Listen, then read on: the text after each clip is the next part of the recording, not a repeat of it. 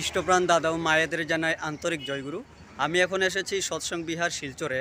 আগামীকাল 11 ফেব্রুয়ারি শ্রী শ্রী ঠাকুরের 136তম শুভ জন্ম মহোৎসব তৎসহ সৎসং বিহার শিলচরে শ্রী শ্রী ঠাকুরের 46তম শ্রী বিগ্রহ প্রতিষ্ঠা বার্ষিকী মহোৎসব আগামীকাল 11 ফেব্রুয়ারি পালিত হবে।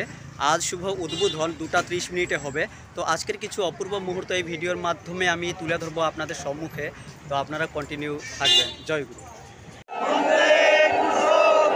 বন্দে পুরুষোত্তমম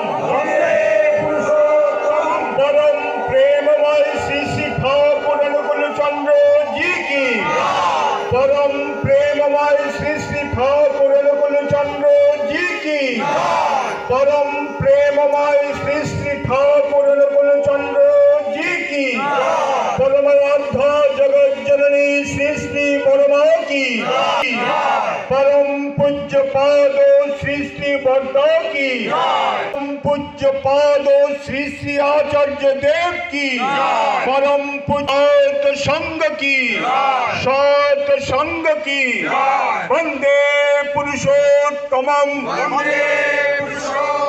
वंदे आर्य पितृ, वंदे मातृवर्गन,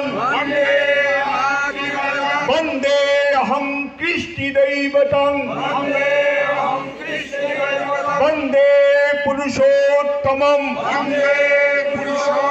वंदे पुरुषोत्तमं, वंदे पुरुषोत्तमं, परम प्रेममय श्री श्री ठाकुर अनुकूल चंद्र जी की। जो भारत भरस आमार ज्ञान गरिमा गौरबिनी, और जो भारत भरस आमार ज्ञान गरिमा गौरबिनी, ज्योति प्रेखा स्फुरत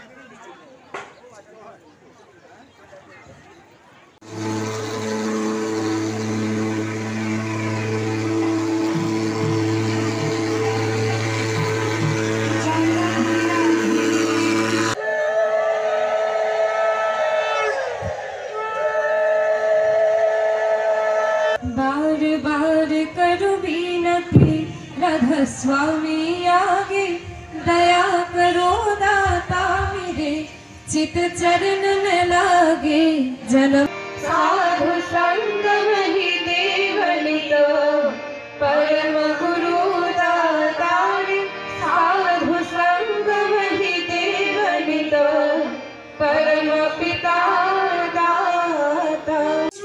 ঠিক করে তুললেন শ্রী শ্রী দাদা। এই কথাটা লিখতে গিয়ে লিখছেন, আমরা ভাবলাম জীবনের রকমটাই এভাবেই সবাইকে আশ্রয় দিতে লাগে।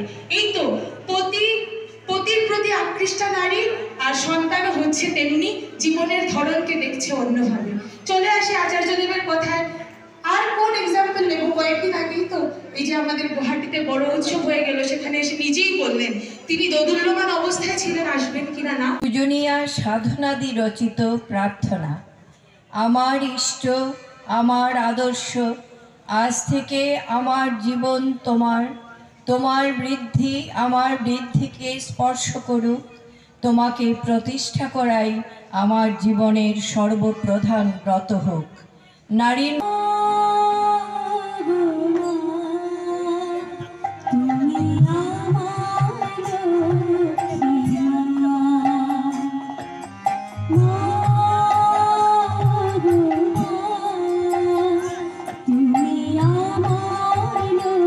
লক্ষ্মী।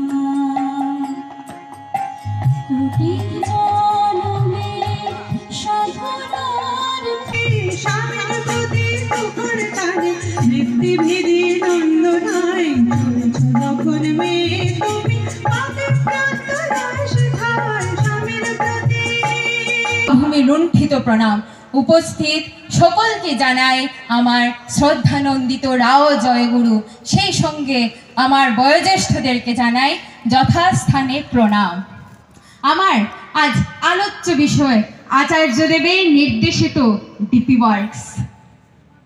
এই ডিপি ওয়ার্ক সম্বন্ধে প্রথমে বলার আগে একটি কথা বলি। এই যে আচার্যদেব আমাদেরকে, যে আমাদের অতীব আপনজন, বর্তমান আচার্যদেব আমাদেরকে এই মহামূল্যবান এই কর্মযজ্ঞে তিনি শুভ সূচনা করলেন, যা আজ 8 থেকে 80 প্রত্যেকটা সৎসঙ্গীদের আজ ইষ্টপথে নিয়ে যাওয়ার মূল ইন্ধন। তোমার স্বরূপ না বুঝে রূপেতে মজেছি।